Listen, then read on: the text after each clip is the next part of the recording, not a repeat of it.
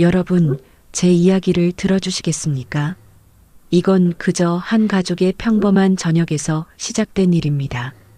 하지만 그 평범함 속에 숨어 있던 진실은 제 인생 전체를 뒤흔들어 놓았습니다. 그날은 수요일이었습니다. 저는 회사에서 조금 늦게 퇴근했고 현관문을 열며 오늘은 뭐 먹고 싶대? 하고 밝게 물을 준비를 하고 있었죠. 6살 딸아이 지연이는 언제나 제가 들어서면 작은 발로 타박타박 달려와 안겼거든요. 그게 우리 집의 일상이었습니다. 그런데 그날은 달랐습니다. 현관문을 여는 순간 집안이 너무 조용했어요. 평소엔 아이의 웃음소리, TV에서 나오는 만화소리, 남편이 부르는 노래소리로 시끌벅적했는데 그날은 마치 시간이 멈춘 것처럼 고요했습니다. 거실로 들어서자 소파 한쪽 구석에 웅크리고 앉아있는 지연이가 보였습니다. 남편은 그 옆에서 핸드폰을 보고 있었고요. 왔어? 오늘 좀 늦었네. 남편의 인사는 여느 때와 다름없었지만 뭔가 어색한 기운이 감돌았습니다. 지연아, 엄마 왔어. 우리 공주님, 오늘 어땠어? 제가 밝게 말을 건넸지만 아이는 고개만 살짝 들었다 내렸습니다. 그리고는 작은 목소리로 말했죠. 엄마 배가 아파. 순간 심장이 철렁했습니다. 아이의 얼굴은 평소보다 창백했고 눈가는 빨갛게 부어 있었어요. 울었던 흔적이 역력했습니다. 저는 급히 지연이에게 다가가 이마를 짚어봤습니다. 뜨겁더군요. 여보, 지연이가 열이 있는데 오늘 뭐 이상한 거 먹었어? 제가 다급하게 물었습니다. 남편은 핸드폰에서 눈을 떼지 않은 채 대답했어요. 아까 목욕시켰는데 갑자기 기운이 없어지더라고. 저녁도 잘 안 먹고 그냥 배탈인 것 같은데? 목욕. 그 단어가 이상하게 귓가에 맴돌았습니다. 왜일까요? 평소 남편은 목욕은 제 몫이라며 거들지도 않았거든요. 오늘따라 왜 목욕을 시켰을까? 하지만 그 순간 그런 생각을 깊이 할 여유는 없었습니다. 지연아, 어디가 제일 아파? 엄마한테 말해봐. 아이는 작은 손으로 배를 감싸쥐며 눈물을 글썽였습니다. 여기가 아파. 아이의 목소리에는 두려움이 섞여 있었어요. 저는 더 이상 망설이지 않았습니다. 병원 가야겠어. 지금 당장. 가방을 든 채 지연이를 안아 올렸습니다. 남편은 소파에서 일어나며 물었죠. 내가 같이 갈까? 괜찮아. 당신은 집에 있어. 금방 올게.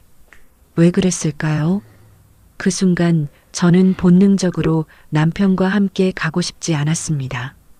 설명할 수 없는 묘한 감정이 가슴 한편을 짓눌렀어요. 아이를 안고 차에 타면서도 백미러로 보이는 우리 집 불빛이 낯설게 느껴졌습니다. 응급실에 도착했을 때는 밤 9시가 넘어 있었습니다. 접수를 하고 대기하는 동안 지연이는 제 품에서 축 늘어져 있었어요. 평소 활발하던 아이답지 않게 기운 하나 없었습니다. 간호사가 체온을 재더니 눈썹을 찌푸렸어요. 38.7도네요. 언제부터 이러셨어요? 오늘 저녁부터요. 퇴근하고 집에 갔더니 이미 이 상태였어요. 제 대답을 들은 간호사는 차트에 뭔가를 적으며 고개를 끄덕였습니다. 곧 진료실로 안내를 받았고 중년의 여의사 선생님이 지연이를 자세히 살펴보기 시작했습니다. 어머니, 아이가 오늘 낙상이나 충격을 받은 적 있나요? 의사의 질문에 저는 고개를 저었습니다. 아니요, 없을 거예요. 제가 퇴근할 때까지는 남편이 봤는데. 의사는 지연이의 배를 조심스럽게 눌러보며 관찰했습니다. 그리고 아이의 팔과 다리를 살피더니 표정이 굳어졌어요. 어머니, 잠깐 밖에 계시겠어요? 아이를 좀 더 자세히 봐야 할 것 같습니다. 진료실 밖에서 기다리는 15분은 마치 15시간처럼 느껴졌습니다. 형광등 불빛 아래 하얀 복도를 서성이며 저는 온갖 생각이 머릿속을 스쳐 지나갔어요. 단순한 배탈이겠지. 금방 약 받고 집에 가겠지. 그런데 왜 이렇게 불안할까? 마침내 진료실 문이 열렸습니다. 의사는 저를 다시 안으로 불렀고 문을 닫은 뒤 의자를 권했습니다. 그 순간 저는 알았어요. 뭔가 심각하다는 걸. 어머니 의사는 조심스럽게 입을 열었습니다. 아이 상태가 단순한 복통은 아닌 것 같습니다. 복부에 타박상 흔적이 있고 허벅지 안쪽에도 멍 자국이 여러 군데 보입니다. 그리고 의사는 잠시 말을 멈췄다가 이어갔어요. 아이가 제게 말하기를 목욕할 때 많이 아팠다고 했습니다. 귀가 멍해졌습니다. 의사의 목소리가 물속에서 들리는 것처럼 멀게 느껴졌어요.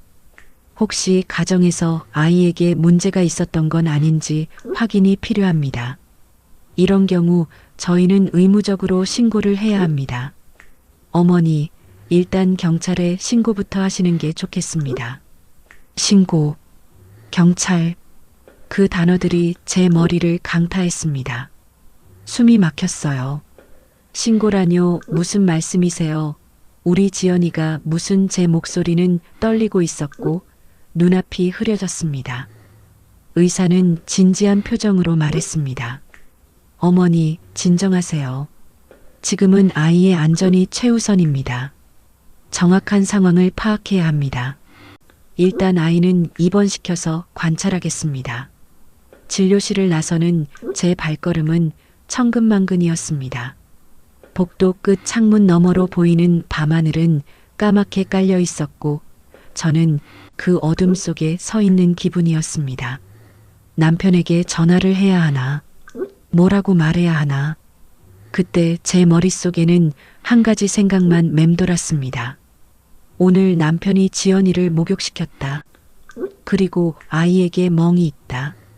그 두 가지 사실이 무슨 의미인지 저는 인정하고 싶지 않았습니다.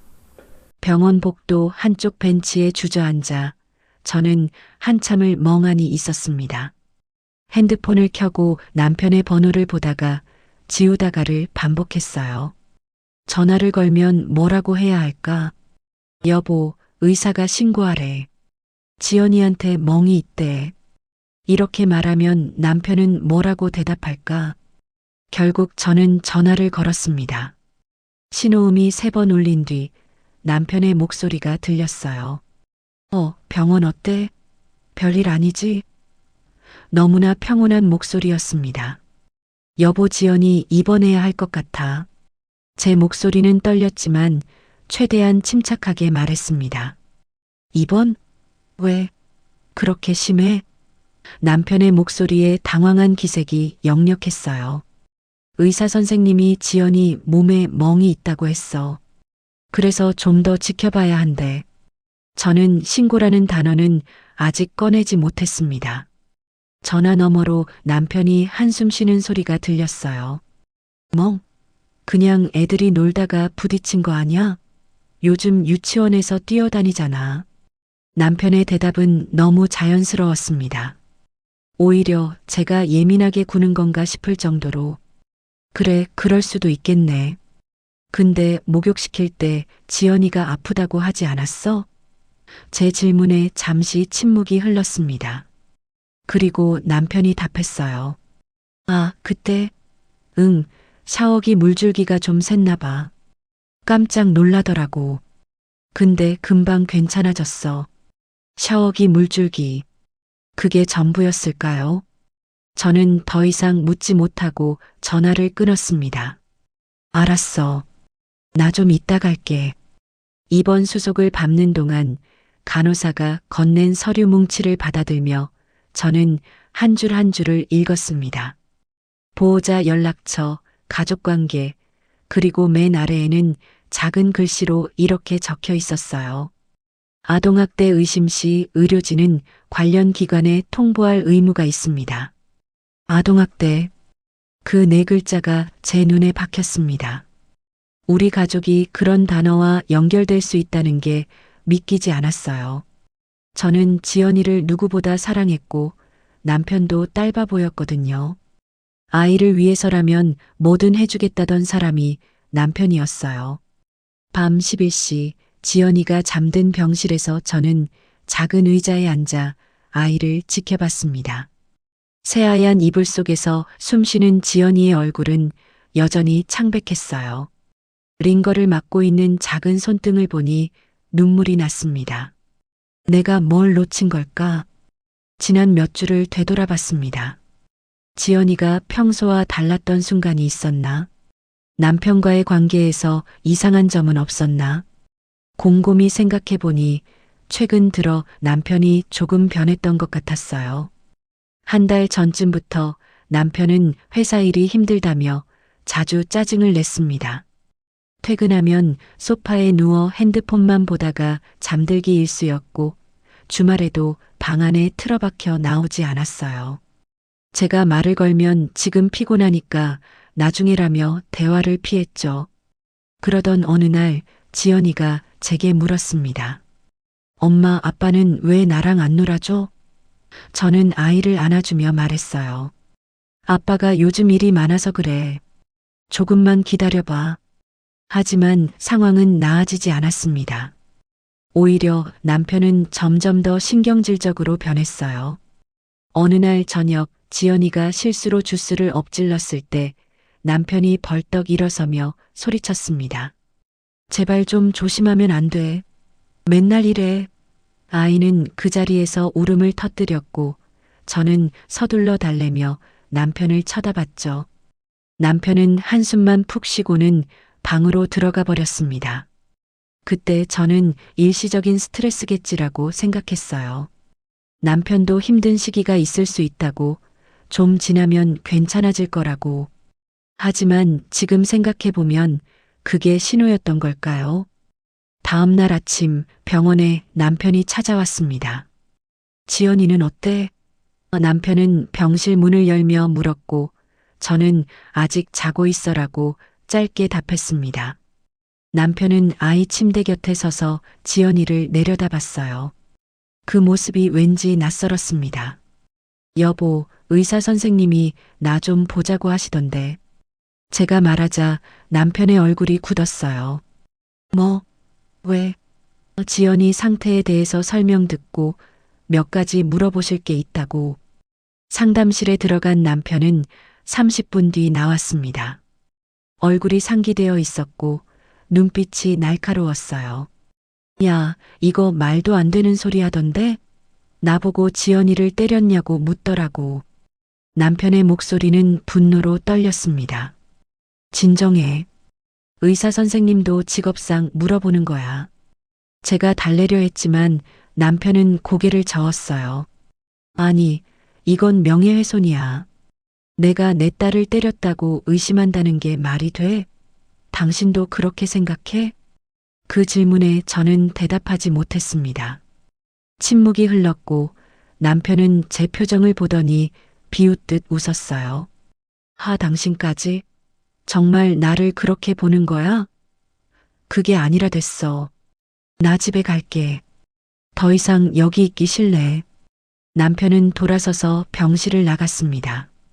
쿵 하고 닫히는 문소리가 복도에 울렸어요.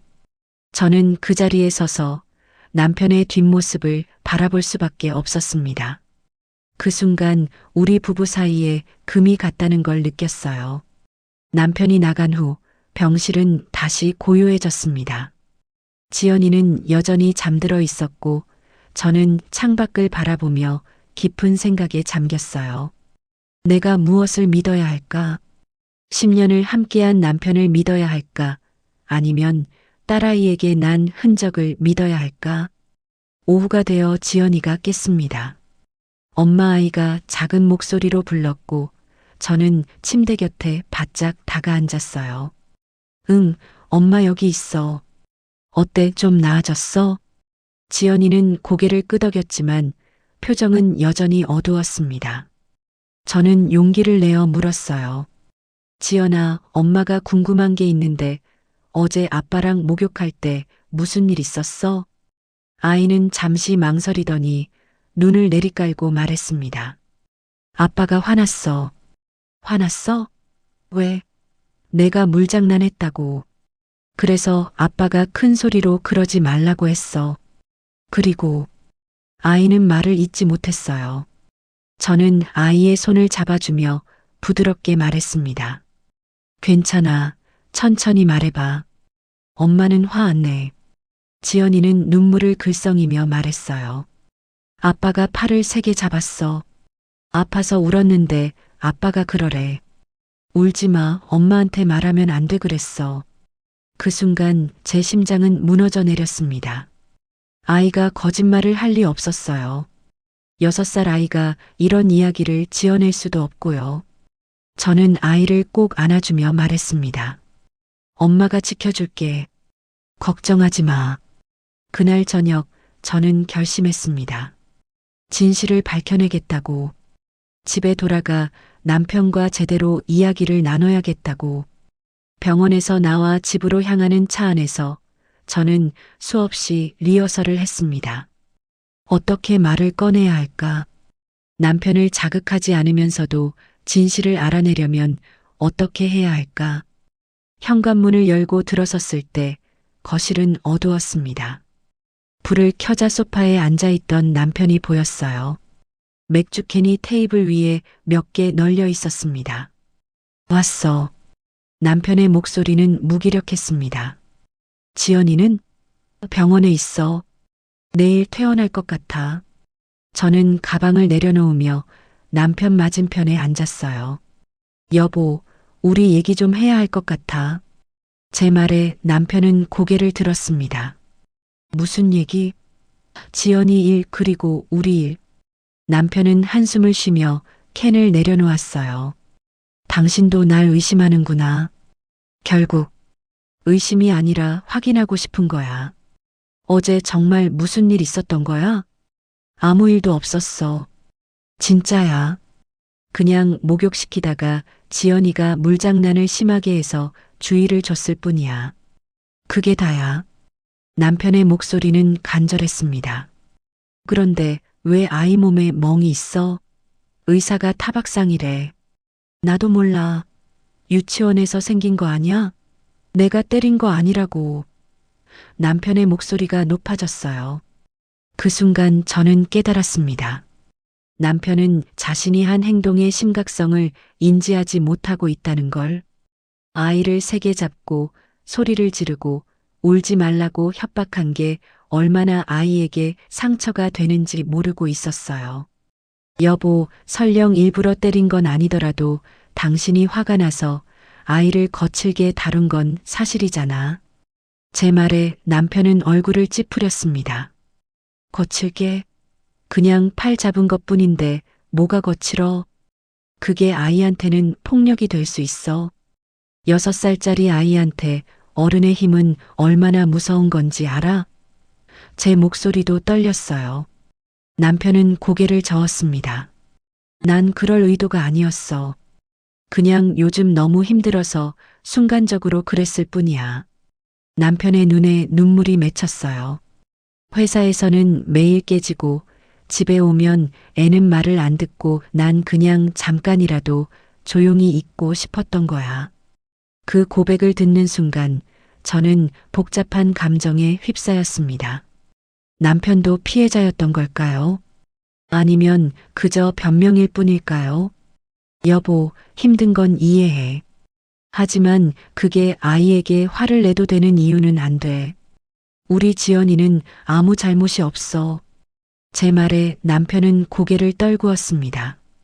다음 날 저는 지연이를 데리러 병원에 갔습니다. 퇴원 수속을 밟으며 의사 선생님과 마지막 상담을 했어요. 아이 아버지와 이야기는 나눠보셨나요? 네, 이야기했습니다.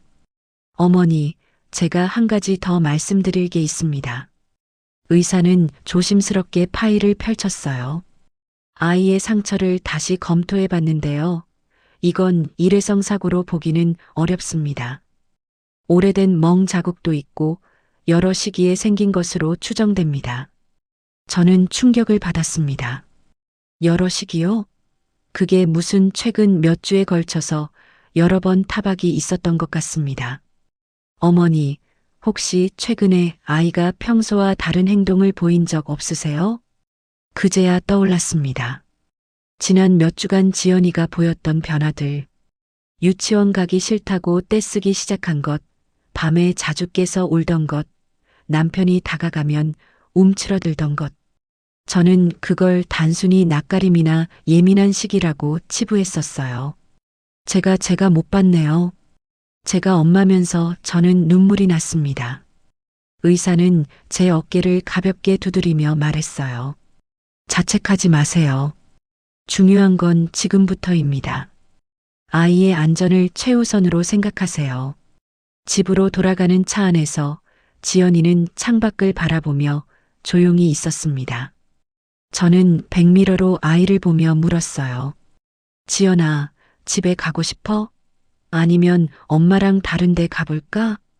아이는 잠시 생각하더니 말했습니다. 엄마 외할머니 집 가고 싶어? 그 한마디에 모든 게 명확해졌습니다. 아이는 집으로 돌아가고 싶지 않았던 거예요. 저는 핸들을 틀어 외가 쪽으로 방향을 바꿨습니다. 어머니께 전화를 걸었어요. 엄마, 나야. 지연이랑 좀 있을게. 며칠 있어도 돼? 그래, 그러렴. 무슨 일 있니? 나중에 자세히 말씀드릴게. 일단 갈게. 외가에 도착했을 때는 저녁 무렵이었습니다. 어머니는 지연이를 보자마자 안아주셨어요. 아이고, 우리 지연이. 할머니 보고 싶었지? 지연이는 할머니 품에서 그제야 환하게 웃었습니다. 그 모습을 보며 저는 깨달았어요. 아이에게 필요한 건 안전한 공간이었다는 걸. 그날 밤 어머니와 차를 마시며 저는 모든 이야기를 털어놓았습니다. 남편의 변화, 지연이의 상처, 병원에서 들은 이야기까지. 어머니는 조용히 듣고 계시다가 말씀하셨어요. 얘야, 너도 힘들겠구나. 하지만 지금 내가 해야 할 일은 분명해. 아이를 지키는 거야. 남편이 고쳐질 수 있을지, 이게 일시적인 건지 아닌지는 나중 문제고, 일단 지연이가 안전해야 해. 어머니의 말씀이 제 마음속 혼란을 정리해 주었습니다. 그래, 지금은 선택의 시간이었어요. 부인으로서가 아니라 엄마로서 결정해야 할 시간. 외갓집에서 사흘을 보내는 동안 남편에게서 수없이 전화가 왔습니다. 처음엔 언제 와? 였고, 그 다음엔 우리 얘기 좀 하자였고, 결국엔 이러지 말고 집에 와로 바뀌었어요. 저는 그 전화들을 받지 않았습니다. 대신 저는 변호사 사무실을 찾아갔습니다. 법률 상담을 받기 위해서였어요. 젊은 여성 변호사는 제 이야기를 듣고 고개를 끄덕였습니다. 의료 기록이 있고 아이의 진술도 있으니 법적으로 보호 조치를 취할 수 있습니다. 임시 접근 금지 신청을 하실 수도 있고 경찰에 정식으로 신고하실 수도 있습니다. 변호사의 설명을 들으며 저는 현실감이 밀려왔어요. 만약 남편이 정말 반성하고 치료를 받는다면 다시 기회를 줄 수도 있을까요? 제 질문에 변호사는 잠시 생각하더니 답했습니다. 가능합니다. 하지만 그건 남편분의 선택이고 변화에 달렸어요. 중요한 건 지금 당장 아이의 안전을 확보하는 겁니다. 그 후에 남편분이 진정으로 변화하려는 모습을 보인다면 그때 가서 다시 관계를 회복할 수도 있죠. 하지만 순서가 중요합니다. 사무실을 나서며 저는 결심했습니다. 남편과 제대로 된 대화를 해야겠다고. 도망치듯 피하는 게 아니라 정면으로 마주보고 이야기해야겠다고.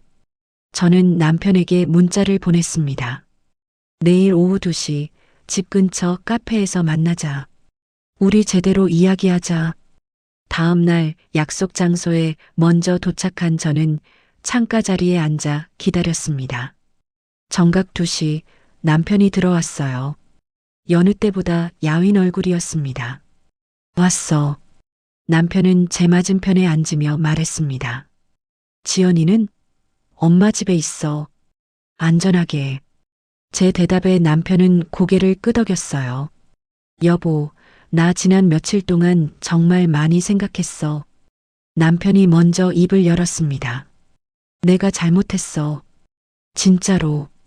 처음엔 인정하기 싫었는데 혼자 생각해 보니까 내가 지연이한테 상처를 준 게 맞더라고. 남편의 눈에 눈물이 맺혔습니다. 나도 몰랐어. 내가 그렇게 변할 줄은. 회사에서 받은 스트레스를, 쌓인 화를 아무 죄도 없는 내 딸한테 풀고 있었던 거야. 나 진짜 정신 차려보니까 내가 너무 끔찍하더라. 저는 조용히 남편을 바라봤습니다. 진심으로 보였어요. 하지만 진심만으로는 부족했습니다. 여보, 당신이 반성한다는 건 알겠어. 근데 나한테 중요한 건 당신의 마음이 아니라 당신의 행동이야. 앞으로 어떻게 할 건데? 제 질문에 남편은 잠시 망설이다가 답했습니다. 나 상담 받으려고. 분노 조절 프로그램도 알아봤어. 그리고 회사도 좀 쉬려고. 아니, 사실 사표 낼까봐. 그 일이 날 이렇게 만든 것 같아서. 남편의 말을 들으며 저는 조금 놀랐습니다. 진짜 변하려고 하는 걸까요? 좋아. 그럼 내가 조건을 말할게. 저는 가방에서 서류를 꺼냈어요. 첫째, 최소 3개월간 지연이랑 떨어져 지내. 그동안 당신은 상담받고 치료하는 거야. 둘째, 상담받는 과정과 결과를 나한테 투명하게 공유해. 셋째, 내가 괜찮다고 판단할 때까지 지연이와의 만남은 내 감독하에서만.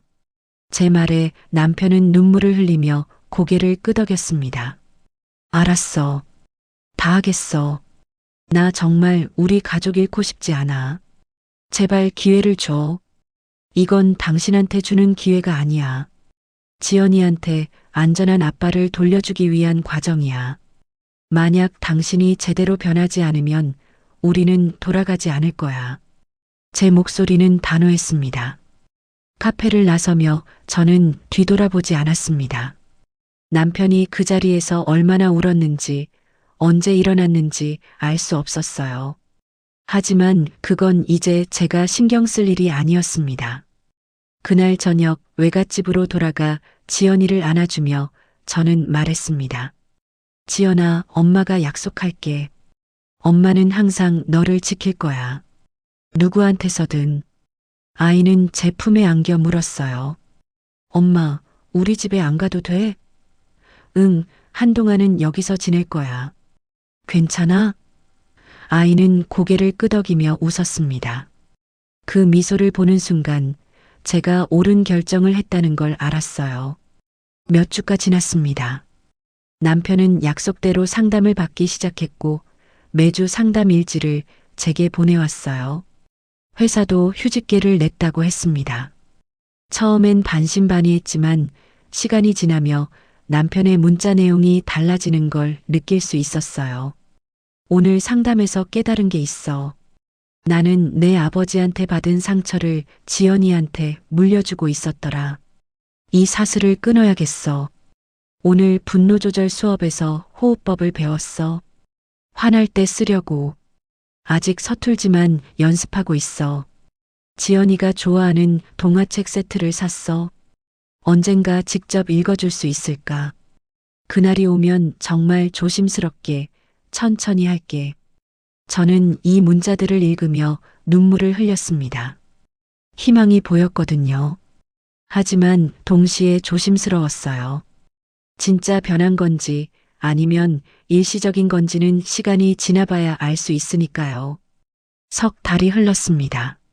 남편은 꾸준히 상담을 받았고 저는 지연이와 함께 천천히 일상을 회복해 나갔어요. 아이는 다시 밝아졌습니다. 유치원도 즐겁게 다니고 밤에도 깊이 잠들게 되었죠. 어느 날 상담사 선생님으로부터 연락이 왔습니다. 어머니, 남편분과 함께 가족 상담을 한번 해보시겠어요? 이제 그 단계로 넘어가도 될 것 같습니다. 저는 망설였지만 결국 동의했습니다. 지연이는 외할머니께 맡기고 저 혼자 상담실로 갔어요. 상담실 문을 열었을 때 남편이 먼저 와 있었습니다. 석 달 만에 본 남편은 많이 달라져 있었어요. 얼굴에는 여유가 있었고 눈빛은 예전보다 맑았습니다. 안녕. 남편이 조심스럽게 인사했고 저도 고개를 끄덕였어요. 상담사 선생님의 진행 아래 우리는 이야기를 나눴습니다. 남편은 그동안의 과정을 솔직하게 털어놓았어요. 얼마나 힘들었는지, 어떤 걸 깨달았는지, 앞으로 어떻게 하고 싶은지. 전 이제 알았어요. 제가 아버지로서 갖춰야 할 게 뭔지. 그건 아이를 통제하는 게 아니라 아이가 안전하게 느낄 수 있는 존재가 되는 거더라고요. 전 그걸 배우고 있습니다. 아직 부족하지만 계속 배울 겁니다. 남편의 말을 들으며 저는 처음으로 안도감을 느꼈습니다. 이 사람이 진짜 변하고 있구나. 상담이 끝난 후 우리는 상담실 밖 복도에서 잠시 마주 섰습니다. 당신 많이 달라졌네. 제가 말하자 남편은 쓸쓸하게 웃었어요. 이게 늦은 거죠. 진작 이랬어야 했는데. 아직 늦지 않았어. 지연이는 아직 6살이야. 당신이 제대로 된 아빠가 되기에 충분한 시간이 있어. 제 말에 남편은 눈시울을 붉혔습니다. 지연이 볼 수 있을까요? 남편의 조심스러운 질문에 저는 잠시 생각했습니다. 다음 주에 공원에서 만나자. 30분만. 나도 같이 있을게. 그렇게 우리는 첫 만남을 가졌습니다. 공원 벤치에 앉아 남편은 멀찌감치 서 지연이를 지켜봤어요. 아이는 그네를 타며 놀고 있었고 남편은 그 모습을 한참 바라봤습니다. 가서 인사할래? 제가 물었지만 남편은 고개를 저었어요. 아니요. 오늘은 이렇게만 볼게요. 아이가 아직 준비 안 됐을 것 같아서. 그 배려가 고마웠습니다. 예전에 남편이었다면 당장 달려가서 안았을 텐데 이제는 아이의 감정을 먼저 생각하고 있었어요. 몇 번의 만남이 더 이어졌습니다. 처음엔 멀리서 보기만 하다가 나중엔 가까이 앉아서 같이 그림책을 보고 결국엔 함께 공놀이를 하게 되었죠. 지연이도 조금씩 아빠에게 마음을 열어갔습니다. 그 과정은 쉽지 않았어요. 어느 날 지연이가 남편에게 갑자기 아빠 나 안 아프게 해줘라고 말한 적이 있었습니다. 남편은 그 자리에서 무릎을 꿇고 아이와 눈높이를 맞췄어요. 지연아, 아빠가 약속할게. 다시는 절대로 너를 아프게 하지 않을 거야. 아빠가 화가 나도 힘들어도 너한테는 절대 그러지 않을 거야. 이 약속 꼭 지킬게. 남편의 목소리는 떨렸지만 단호했습니다. 지연이는 작은 손으로 남편의 뺨을 만지며 말했어요. 진짜? 진짜야. 아빠 약속해. 그리고 남편은 새끼손가락을 내밀었고 지연이도 자신의 작은 새끼손가락을 걸었습니다. 그 순간을 지켜보며 저는 깨달았습니다. 우리 가족은 다시 시작하고 있다는 걸. 예전과 똑같은 모습은 아니겠지만 더 건강한 방식으로 다시 쌓아가고 있다는 걸. 6개월이 지난 지금 우리는 조심스럽게 같은 집에서 생활하기 시작했습니다. 물론 저는 여전히 경계를 늦추지 않아요. 남편의 행동을 관찰하고 지연이의 상태를 체크하고 정기적으로 상담도 받습니다. 하지만 달라진 게 있다면 이제 우리 집에는 웃음소리가 돌아왔다는 겁니다. 진짜 웃음이요. 억지로 꾸며낸 게 아니라 진심에서 우러나오는 웃음. 어제 저녁 남편이 지연이에게 동화책을 읽어주고 있었어요. 아이는 아빠 무릎에 앉아서 책장을 넘기고 있었고 남편은 천천히 부드럽게 이야기를 들려주고 있었습니다. 저는 문틈으로 그 장면을 지켜보며 생각했어요. 이게 우리가 지켜낸 거구나. 아이의 안전과 가족의 가능성을 여러분께 말씀드리고 싶습니다. 가족을 지키는 일은 때로 가족과 거리를 두는 것에서 시작될 수 있습니다. 사랑한다는 이유로 잘못을 묵인하는 건 진짜 사랑이 아니에요. 진짜 사랑은 아파도 진실을 마주하고 변화를 요구하고 그 변화를 함께 만들어가는 겁니다. 만약 여러분 중에 지금 비슷한 상황에 계신 분이 있다면 제가 감히 말씀드립니다. 두려워하지 마세요. 아이를 지키기 위한 용기를 내세요. 그게 엄마로서, 아빠로서, 보호자로서 해야 할 가장 중요한 일입니다. 그리고 기억하세요. 변화는 가능합니다. 하지만 그 변화는 저절로 오지 않아요. 분명한 선을 긋고 시간을 주고 진정성을 확인하는 과정이 필요합니다. 오늘 밤 지연이는 자기 방에서 깊이 잠들어 있습니다. 평화로운 얼굴로요. 그 모습을 볼 때마다 저는 다짐합니다. 내가 내린 그 결정은 옳았다.